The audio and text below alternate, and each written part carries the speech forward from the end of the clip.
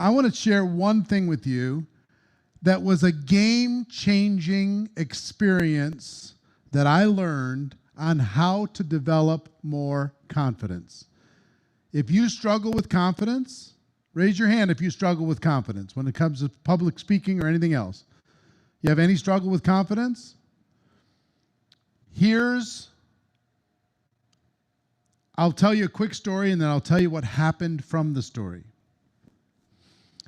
I grew up in the church, and my dad was an associate pastor. My uncle was a pastor. We had a large church in Minneapolis, Minnesota. And during church, typically there would be a singer. Somebody would sing a song. You ever have that in church? Somebody sings a song, maybe during the offering or something, and then the preacher comes up and gives the message. Well, I was highly interested in theater arts at the time, singing and dancing and, musicals and theater type stuff. So one time, I'm about 17 years old or so, and I got invited to be one of the singers, the singer for the church service. Now, the church is a pretty big church. It had 2,000 people in the audience. So I prepare, I rehearse, I'm ready, okay?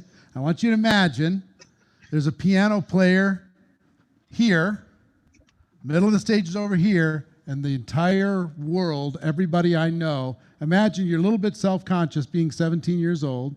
This is my first time in front of the church. My dad's an associate pastor, so there's a little bit of peer pressure.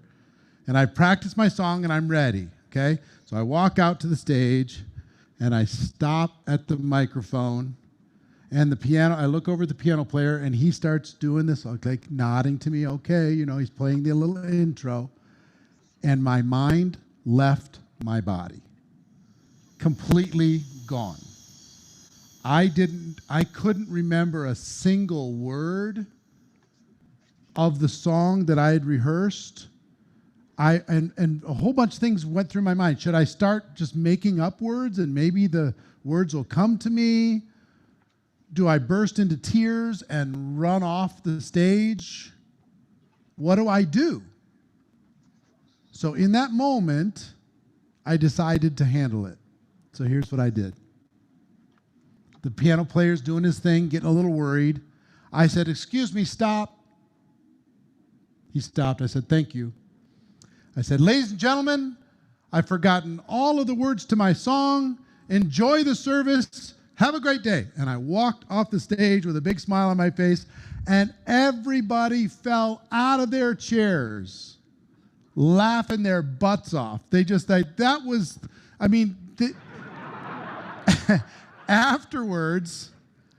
afterwards, like out in the foyer, when the church service is breaking, everybody's patting me on the back saying, "Eric, that was the best no song we've ever heard.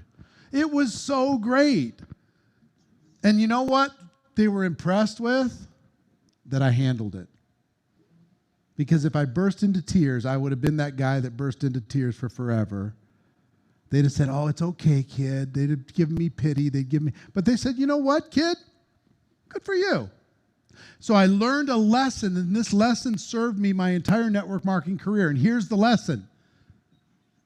Be willing to put yourself in potentially embarrassing situations and deal with it. Don't treat yourself so seriously. When it comes to telling your story or doing a presentation or doing a training or anything else, be willing to put yourself out there and handle it. Manage it. Don't treat yourself so seriously. Put a smile on your face, love in your heart, shoulders back, chest out, and say, "You know what? I'm not perfect. I'm doing my best. And guess what? If I can do it, then you're going to be able to kill it because you're going to be better than me anyway." Don't treat yourself so, don't be so grim about this. I have to get my story perfect. Write this down in your notes. Progress is perfection. Progress is perfection. And guess where you learn the most? by doing. Not by study, not by practice by yourself. By doing in the real world, you're going to learn the most. Progress is perfection. The learning is in the doing. Be willing to put yourself out there and manage it, and you will accelerate your confidence. Because you know what? One thing you didn't know this morning as an example. This morning, our screens didn't work.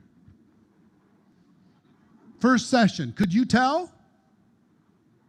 I was fuming because the screens looked like this and I couldn't see you. But guess what we did? We handled it. While all the technology people did what they needed to do and they made it all work and they dealt with the situation, that's what professionals do. They deal with it. So learn to be better in those types of circumstances and not treat yourself so seriously. Okay? That's number one. Number two, remember I talked about the 3 things when we first started off? Number one, make a decision. Make a decision that you're going to become world-class at presentation.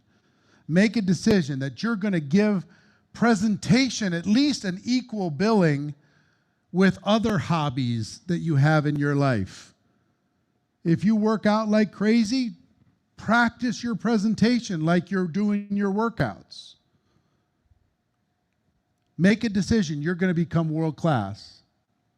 Number 2, invest in yourself to develop that presentation skill. The presenters of the world rule the world. Really and no kidding. Learn how to be an excellent presenter and be willing to invest in yourself in order to turn that into reality. Okay? And number 3, be committed to get the help you need to accelerate the process. Mentors, coaches, whatever you need, make that commitment to accelerate the process, because the faster you become a world-class presenter, the faster you'll be seen as a stronger leader. So decision, investment in yourself, and surround yourself with coaches and mentors to help you get there faster. You got it? All right. So have you enjoyed our first morning of this 3-day experience? Has it been good so far?